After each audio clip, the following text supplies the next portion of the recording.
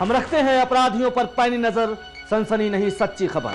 अगर आपके आसपास अपराध हो रहा है और आप आंख मूंद कर सो सकते हैं तो संभल जाइए, अगला शिकार आप हो सकते हैं। जी हां, हमारा मकसद है आपको सचेत करना अपराध से, अपराधियों से। आपने श्रवण कुमार के किस्से तो जरूर सुने होंगे, जिसने अंधे माँ बाप को अपने कंधे पर तीर्थ यात्रा करवाई थी। वक्त बदला, वक्त के साथ श्रवण कुमार की मंशा भी बदल गई। आइए आपको मिलवाते हैं आज के श्रवण कुमार से, जिसके किस्से बच्चों को सबक की तरह तो नहीं पढ़वाए जाएंगे, लेकिन हर माँ बाप के लिए सबक जरूर बन जाएंगे।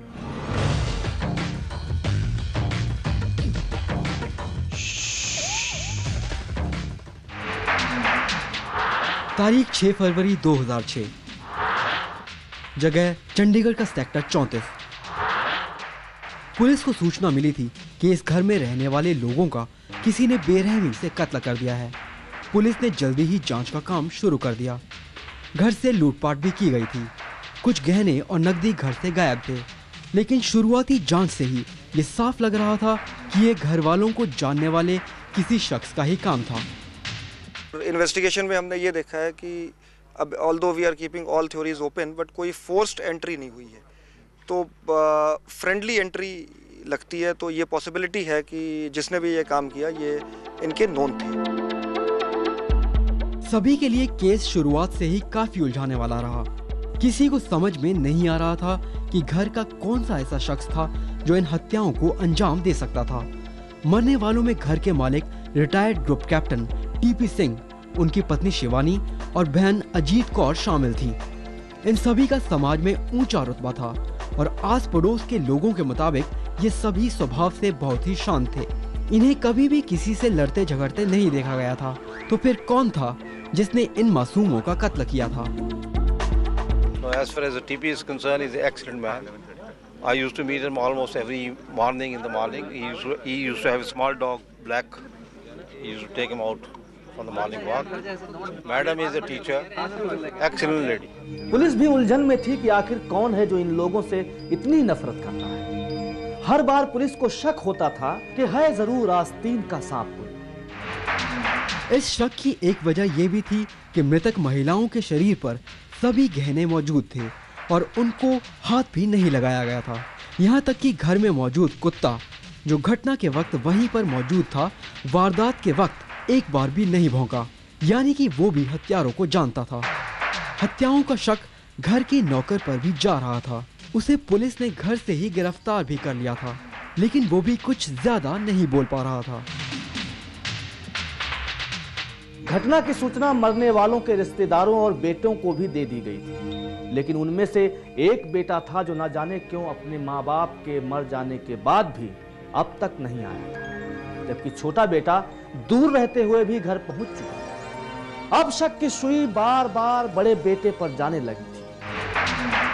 इसी शक के आधार पर चंडीगढ़ पुलिस टीपी सिंह के बेटे पवनदीप के गुड़गांव वाले घर पहुंची तो उन्हें वहां ताला लटका मिला।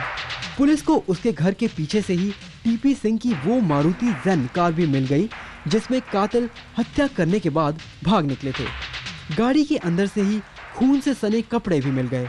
इसी बीच अचानक पवनदीप ने अपने एक दोस्त को फोन कर बताया कि वो अपनी गर्लफ्रेंड के घर नागालैंड जा रहा है क्योंकि उसकी मां की तबीयत खराब थी। इसके बाद नागालैंड जाकर चंडीगढ़ पुलिस ने दीमापुर पुलिस की मदद से पवनदीप को गिरफ्तार कर लिया और उससे पूछताछ के बाद जो बातें सामने आई उसने सभी के होश उड़ाकर रख दिए।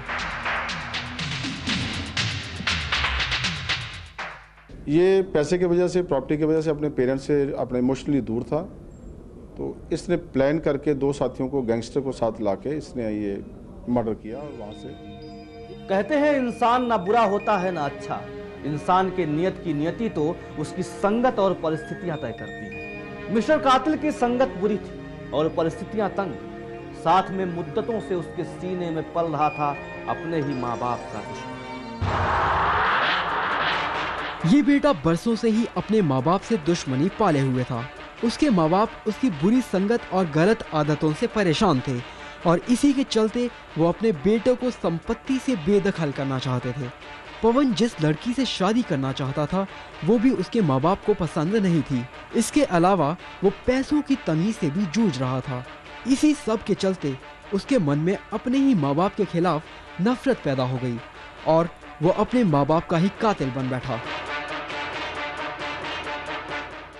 फैमिली में इंडिफरेंस भी रहता था घर में, उसकी वजह से भी गुस्सा इकट्ठा हो रहा था और वैसे मतलब गुस्सा इकट्ठा होता रहा बस वैसे हो गया बस ये। पवन माँ बाप को मारने का पूरा प्लान तैयार करके आया था। उसने इन हत्याओं को अंजाम देने के लिए बकायदा कॉन्ट्रैक्ट किलर्स का इस्तेमाल किया। वो जानता था कि उसके पिता एक सिक्योरिटी एजेंसी चलाते थे और अगले दिन कर्मचारियों को तनख्वाह बांटने वाले थे। इसी तनख्वाह का लालच देकर, जो लाखों में थी, उसने अनिल और रविकांत नाम के दो शातिर बदमाशों को अपने माँ बाप को ठिकाने लगाने का काम सौंपा। घटना वाली रात ये तीनों लोग दिल्ली से बस में चंडीगढ़ आए। पहले उन्होंने जमकर शराब पी और उसके बाद टीपी सिंह के सेक्टर 34 के घर पर गए। वहां पवन ने ही अपने घर का दरवाजा खुलवाया और उसके बाद तीनों ने मिलकर पवन के पिता, माँ और बुआ को मौत के घाट उतार दिया। इसके बाद वो थोड़ी बहुत नकदी और जेवरात समेटकर कैप्टन टीपी सिंह की ही गाड़ी में दिल्ली आ गए थे।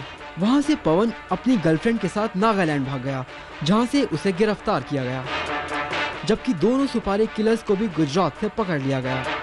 और इसके साथ ही खत्म हुआ पुलिस और कातिलों की आंख मिचौली का खेल। और अब गुनहगार पहुंच चुके हैं सलाखों के पीछे। गुनहगार कौन के लिए दलजीत सिंह की रिपोर्ट, चंडीगढ़, चैनल सिटी।